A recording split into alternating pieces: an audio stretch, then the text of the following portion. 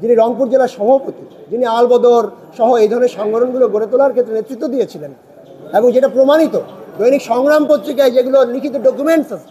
এখন সেই সময়ে যার নামে অভিযোগ, জনাব এটিএম আজহারুল ইসলাম, তিনি ছিলেন ছাত্র সংঘের রংপুর জেলার সভাপতি। এখন আমি আপনাদের কাছে প্রশ্ন রাখতে চাই, এটি মানুষের কাছে প্রশ্ন। ইতিহাসকে নানাভাবে বিকৃত করা হয়েছে, এটা সত্য। ইতিহাসকে রাজনৈতিকভাবে প্রভাবিত করা হয়েছে, এটা সত্য। কিন্তু আজকে যদি ওই সময় ছাত্র সংঘের সভাপতি যিনি, তিনি কোনোভাবেই, হয়তো তাকে ফাঁসি দেওয়া কি দেওয়া না, এগুলো আসলে প্রশ্নবিদ্ধ আলোচনা। কারণ আমরা বিশ্বাস করি অপরাধের মাত্রা বুঝে শাস্তি দিতে হবে, এবং এটা কে কী ধরনের অপরাধ করেছিলেন 1971 সালে সেটা আসলে যথাযথ তদন্তের মধ্যে দিয়ে নিশ্চিত হতে হবে এবং সেই অনুযায়ী শাস্তি হতে হবে। ঢালাওভাবে সবাইকেই ফাঁসি দিতে হবে, এই যে মানসিকতা, এইটা একটা ফ্যাসিবাদী মানসিকতা। এই মানসিকতা থেকে আমরা পরিহার চাই।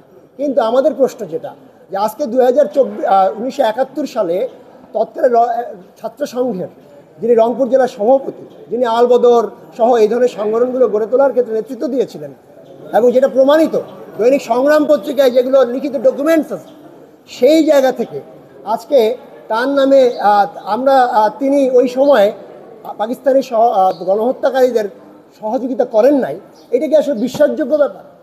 কতটুকু সহযোগিতা করেছেন, কতটুকু করেন নাই? আমি বলবো জামাতে ইসলামীকেই আসলে এটা প্রমাণ করা উচিত যে উনি যে করেন নাই, এবং সেটা যদি তারা না করেন তাইলে তাদের কাছে আমি পাল্টা প্রশ্ন রাখতে চাই যে 2024 সালে এখানে যখন গণহত্যা হয়, ঠিক একইভাবে ছাত্রলীগের যে সভাপতি সাদ্দাম হোসেন থেকে শুরু করে সারা বাংলাদেশের যতগুলো সভাপতি আছেন, আপনাকে তাদেরকে কিভাবে ভবিষ্যতে 50 বছর পরে এসে কিভাবে আপনি তাদেরকে মূল্যায়ন করবেন?